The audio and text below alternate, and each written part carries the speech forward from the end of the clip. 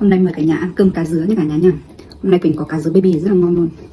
Mấy ngày nay Tết ăn nhiều đồ thịt giò quá, hôm nay Quỳnh ăn cá dứa baby. Đây Quỳnh có rau luộc mời cả nhà.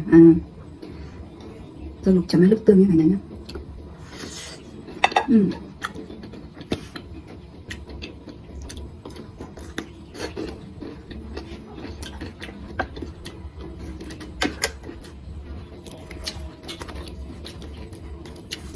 Cá dứa baby rất là ngon cả nhà. Quỳnh chiên giòn này nhưng mà cả nhà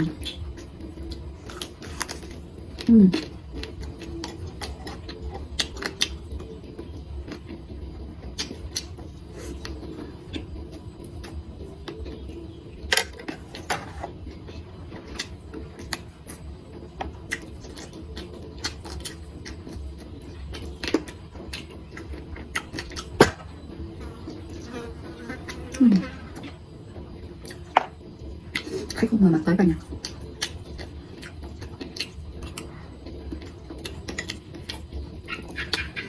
Cá dứa baby cả con này ăn bên trong rất là mềm, bên ngoài rất là giòn.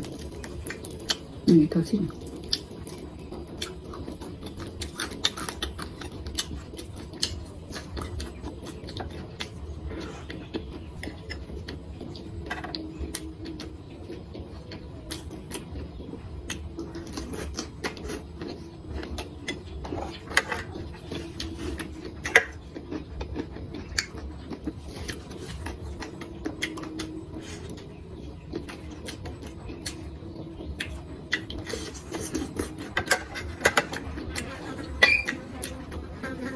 Con ruồi này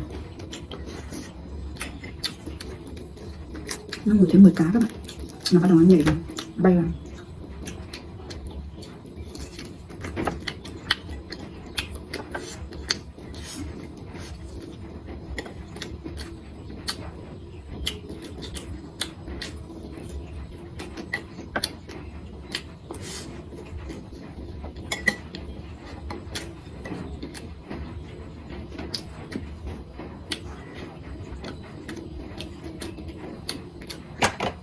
Quỳnh nghĩ là ngày Tết ăn cá khô này cũng khá là ngon đấy.